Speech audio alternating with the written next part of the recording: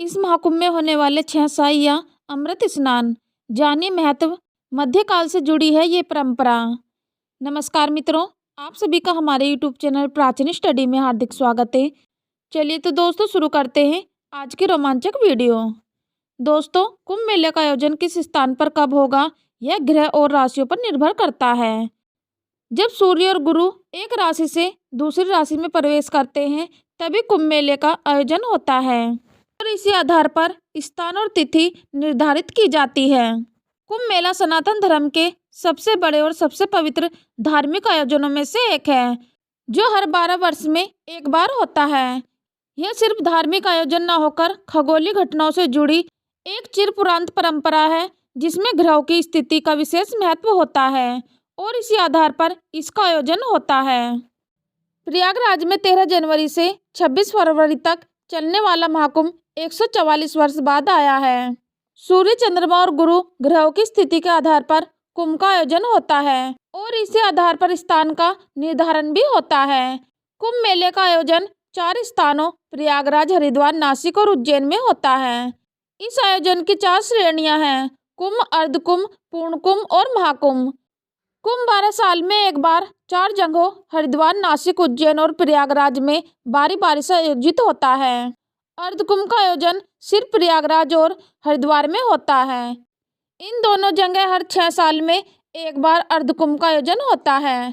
पूर्ण कुंभ सिर्फ प्रयागराज में 12 साल में एक बार आयोजित होता है। महाकुंभ एक दुर्लभ आयोजन है जो 12 पूर्ण कुंभ के बाद यानी 144 साल बाद आता है, इसलिए इस आयोजन को महाकुंभ कहते हैं।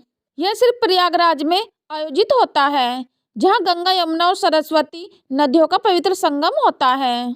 दोस्तों, महाकुंभ के दौरान तीर्थ यात्रियों को त्रिवेणी संगम में अनुष्ठान करके खुद को आध्यात्मिक रूप से शुद्ध करने का अवसर मिलता है। प्रयागराज महाकुंभ में इस बार संगम में पवित्र स्नान करने के लिए 6 प्रमुख तिथियां निर्धारित हैं।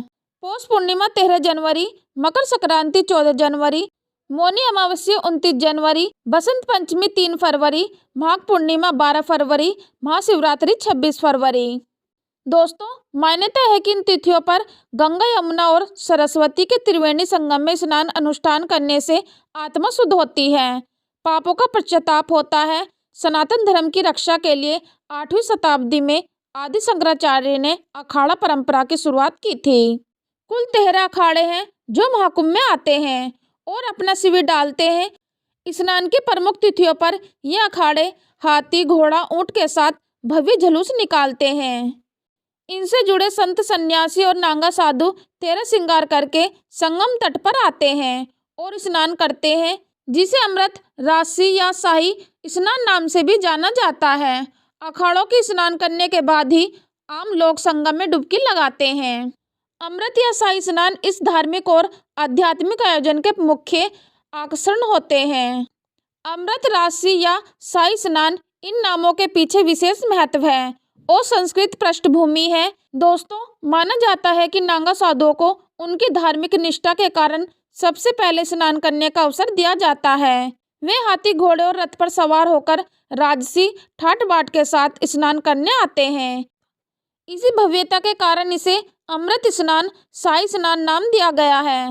एक अन्य मान्यता के अनुसार मध्यकाल में राजा महाराजा साधु संतों के साथ भव्य जुलूस लेकर स्नान के लिए निकलते थे। इसी परंपरा ने अमृत स्नान की शुरुआत की। इसके अलावा यह भी मान्यता है कि महाकुंभ का आयोजन सूर्य और गुरु जैसे ग्रहों की विशिष्ट स्थिति को ध्यान में रखकर किया जाता है। ग्रहों की चाल के आधार पर कुछ विशेष तिथियां पड़ती हैं। मान्यता है कि इन विशेष तिथियों पर पवित्र नदियों में स्नान करने से आध्यात्मिक शुद्धि, पापों का पश्चाताप, पुण्य और मोक्ष की प्राप्ति होती है। इसलिए इन सभी तिथियों पर होने वाले स्नान को अमृत स्नान कहा जाता है। महाकुंभ न केवल धार्मिक बल्कि सांस्कृतिक दृष्टि से भी बेहद महत्वपूर्ण है। इसमें अमृत स्नान के साथ मंदिर दर्शन, दान पुण्य और अन्य धार्मिक अनुष्ठान शामिल होते हैं। महाकुंभ में भाग लेने वाले नागा साधु, अघोरी और सन्यासी संत धर्म और परंपरा की गहराई और विविधता को दर्शाते हैं।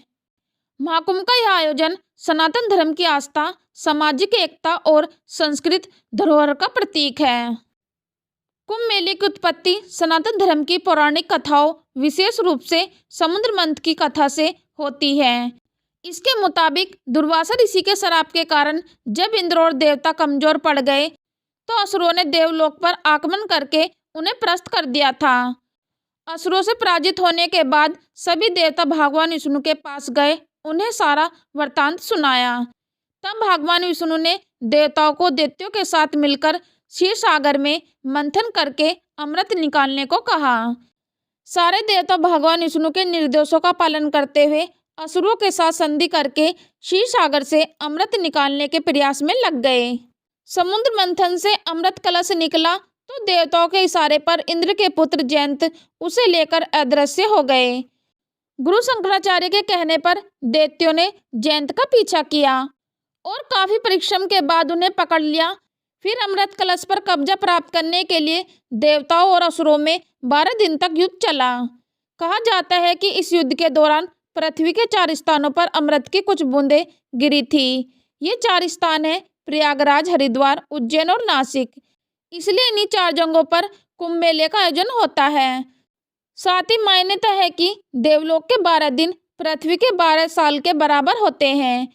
इसलिए हर 12 वर्ष में एक बार इन 4 स्थानों पर कुंभ का आयोजन होता है। दोस्तों, कुंभ मेले का आयोजन किस स्थान पर कब होगा यह ग्रह और राशियों पर निर्भर करता है। कुंभ मेले में सूर्य, चंद्रमा और गुरु ग्रहों का विशेष महत्व होता है। जब सूर्य और गुरु एक राशि से दूसरी राशि में प्रवेश करते हैं तभी कुंभ मेले का आयोजन होता है और इसी आधार पर स्थान और तिथि निर्धारित की जाती है।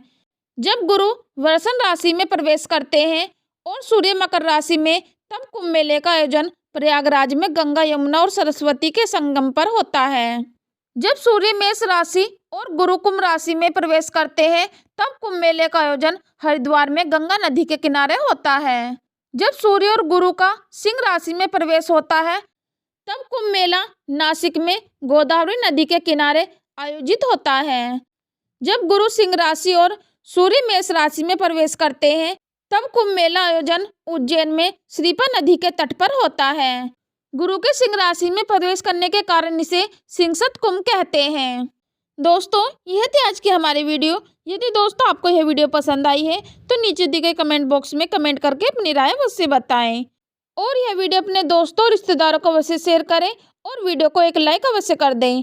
यदि दोस्तों चैनल पर पहली बार आए तो चैनल को सब्सक्राइब अवश्य कर दें। चलो तो दोस्तों, मिलते हैं फिर नेक्स्ट वीडियो में नए ज्ञान के साथ। हम लेते हैं आपसे विदा। धन्यवाद।